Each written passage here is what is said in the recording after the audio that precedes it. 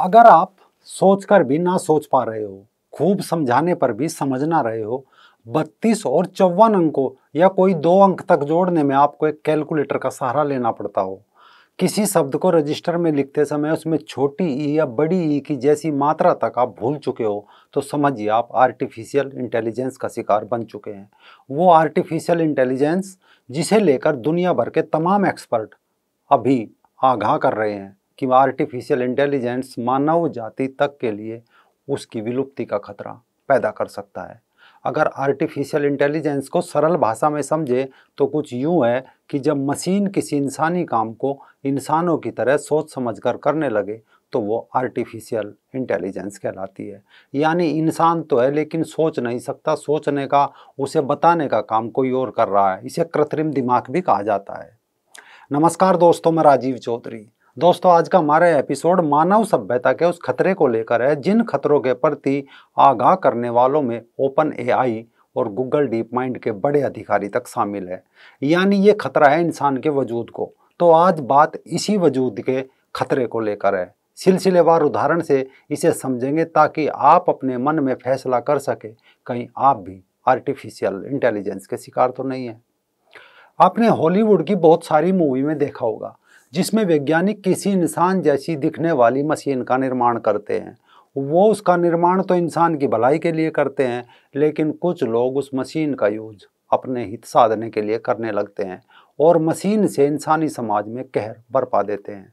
Artificial intelligence वही machine बन गई है जो गलत लोगों के हाथों में चली गई है। वो इसका इस्तेमाल इंसान को दिमागी रूप से पंगु और गुलाम बनाने में कर रहे हैं। ये दावा हम नहीं बल्कि वो लोग कर रहे हैं जिन्होंने इंसान की भलाई के लिए ये आविष्कार किए थे।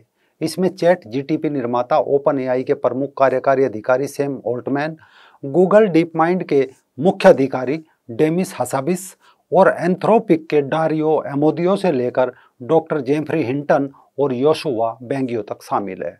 ये सभी ऐसे एक्सपर्ट या शोधकर्ता है जिनकी भूमिका आर्टिफिशियल इंटेलिजेंस के विकास में रही है, लेकिन इनके द्वारा तैयार की गई इस तकनीक का इस्तेमाल अब गलत लोगों के हाथों में चला गया है।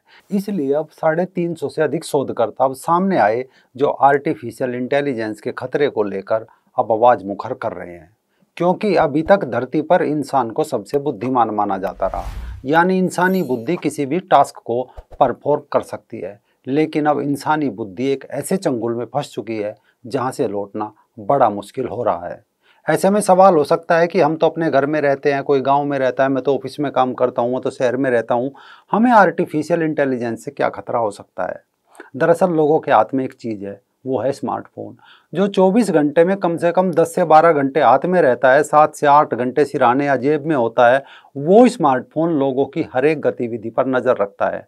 उसे ये तक पता है कि आपको क्या चीज़ दिखानी है, क्या छिपानी है। उस स्मार्टफोन को ये तक पता है कि आप क्या सोचते हैं या आपकी सोच कैसी करनी है। वो आपको देख रहा है, आपकी जासूसी कर रहा है, आपके दिमाग को रीड कर रहा है और ट्रैप भी। धीरे धीरे आप उसके गुलाम बनते चले जा रहे हैं और आपको पता भी नहीं चल रहा है। आप उसके गुलाम हो चुके हैं क्योंकि उसके लिए आप सिर्फ एक यूजर है। और ध्यान रखिए, यूजर शब्द का इस्तेमाल सिर्फ 2 धंधों में होता है, एक इंटरनेट में और दूसरा ड्रग्स में। ये काम वो अकेले नहीं करते, एक पूरा तंत्र उसके पीछे काम कर रहा होता है। शायद कभी आपने ध्यान नहीं दिया होगा, इंटरनेट पर जो भी हम सर्च करते हैं, मान लीजिए हमने कोई किसी कंपनी के जूते, चप्पल, बाइक, सूट या साड़ी गूगल पर सर्च किए तो कुछ ही समय में आपके सोशल अकाउंट जैसे फेसबुक, इंस्टा आदि पर भी अलग अलग कंपनियों के जूतों के विज्ञापन नजर आने लगेंगे। किसी पोस्ट को लाइक करने पर आपको उसी तरह के विचारों की पोस्ट सजेस्ट की जाएगी। जरा सोचिए, जब आप ऑनलाइन शॉपिंग करते हैं तो आर्टिफिशियल इंटेलिजेंस सिस्टम आपके शॉपिंग के प्रेफरेंस को एनालाइज करता है। वो आपको उसी से रिलेटेड प्रोडक्ट सजेस्ट करता है। मतलब ये कभी आप अनुभव करेंगे कि मैंने ये वॉच फेसबुक पर देखी थी, उस पर क्लिक किया था, अब फ्लिपकार्ट खुल रहा है तो वहाँ भी हमें बहुत सारी वॉच दिखाई जा रही है। अमेजन खोलता है तो वहाँ भी बहुत सारी वॉच कॉमन दिख रही है सभी चीज़ों में। और ये सिलसिला यहीं तक नहीं रुकता। आर्टिफिशियल इंटेलिजेंट सिस्टम आपकी हर पसंद को समझता है। जब आप यूट्यूब पर वीडियो देखते हो या फेसबुक पर वीडियो देखते हो तो एआई सिस्टम आपके देखने के पैटर्न को एनालाइज करता है और आपको वही, मतलब उसी टाइप की वीडियोज रिकमेंड करता है जिन्हें आप देखना चाहते हैं। आप कोई कॉमेडी वीडियो देख ले या सॉफ्ट पोर्न, कुछ भी, कुछ वक्त आपको उसी तरह की वीडियो स्क्रॉल करने पर मिलती रहेगी। ऐसे में सवाल बन जाता है, आखिर इसका मतलब क्या होता है? इसका मतलब हुआ कि इंटरनेट आपकी पसंद नापसंद के बारे में आपसे बहुत अच्छी तरह जानता है। यानी इंटरनेट या सोशल मीडिया पर आपकी हर गतिविधि को ट्रैक किया जा रहा है, आपकी निगरानी की जाती है। शायद वो आपको आपके बारे में आपसे ज़्यादा जानता है जितना आप खुद के बारे में नहीं जानते। जब आप एक एप्लीकेशन इंस्टॉल करते हैं तो एप्लीकेशन सबसे पहले आपसे आपकी फ़ोटो और वीडियोज़ के लिए परमिशन मांगती है। जैसे ही आप उसे अलाउ करते हैं तो वो आपके सभी फ़ोटोज़ और वीडियो देख सकता है। ज़रूरत पड़ने पर आपके खिलाफ उनका इस्तेमाल भी कर सकता है। यानी वो छोटा सा स्मार्टफोन और एप्लीकेशन आपके दिमाग को रीड कर रहे हैं और उसी हिसाब से आपको अपने ट्रैप में फंसा रहे हैं। आपको लगता है कि आप सोशल मीडिया का उपयोग कर रहे हैं, लेकिन हकीकत में वो आपका इस्तेमाल कर रहा है।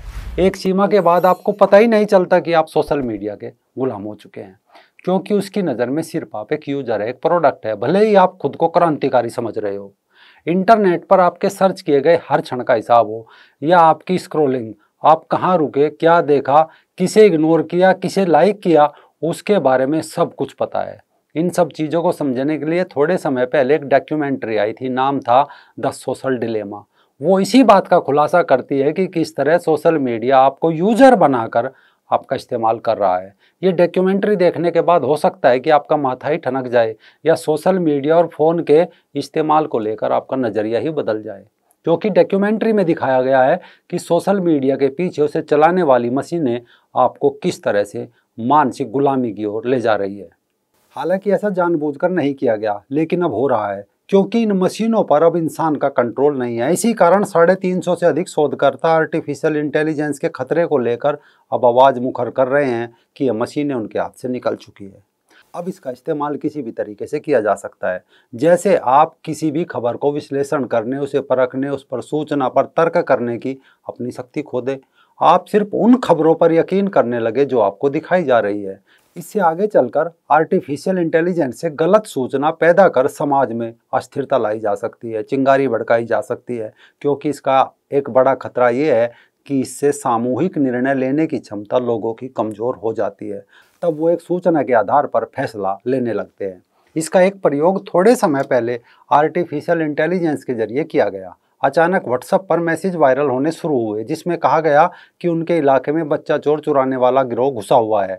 वो गिरोह बच्चों की चोरी करके उनके अंग बेचता है या मासूमों के साथ गलत काम करता है। पूरे देश में बच्चा चोरी की अफवाह फैलने पर भीड़ ने बेगुनाहों की हत्या करना शुरू कर दिया और उस दौरान 50 से ज़्यादा लोगों की हत्या भीड़ ने की।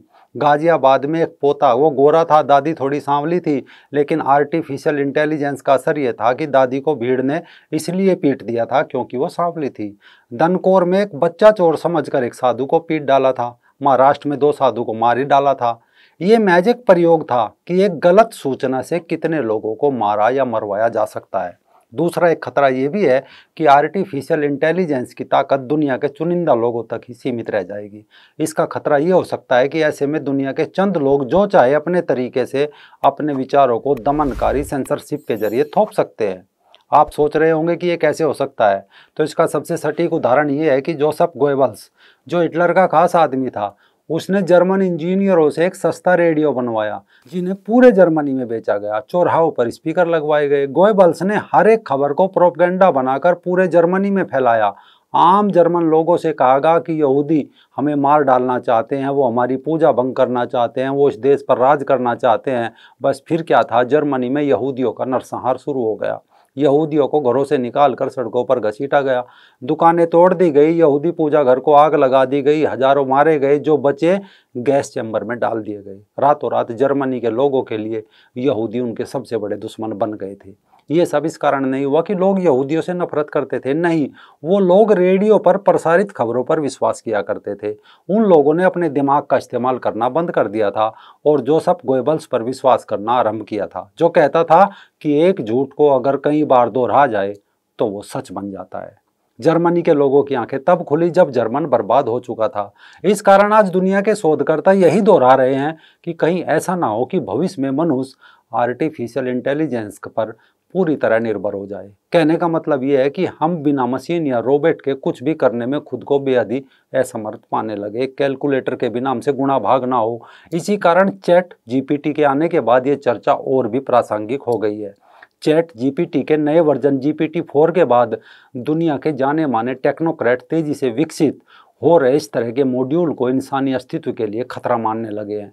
ओपन लेटर के जरिए मार्च में सभी AI प्रयोगशालाओं से अपील की कि GPT-4 से अधिक शक्तिशाली आर्टिफिशियल इंटेलिजेंस सिस्टम के प्रशिक्षण को कम से कम 6 महीने के लिए तुरंत रोक दिया जाए। इस बात को रजनीकांत वाली रोबोट मूवी में काफी अच्छे से दिखाया गया है। इसके अलावा द टर्मिनेटर मूवी में जहां पर एक किलर रोबोट टाइम ट्रेवलर करता है और इंसानों को मारना शुरू कर देता है। एक्स मशीन मूवी में भी AI के एथिक्स के बारे में डिस्कशन किया गया है।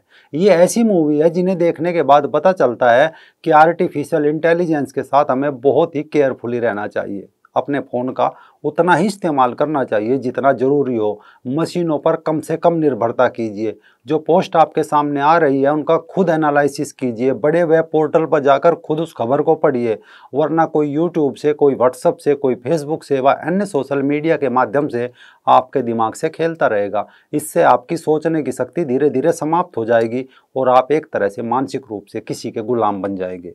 अगर आपको ये वीडियो पसंद आई तो वीडियो को लाइक और शेयर ज़रूर कीजिए, क्योंकि हम आपसे कभी डोनेशन नहीं मांगते, बस लाइक और शेयर मांगते हैं। राम राम।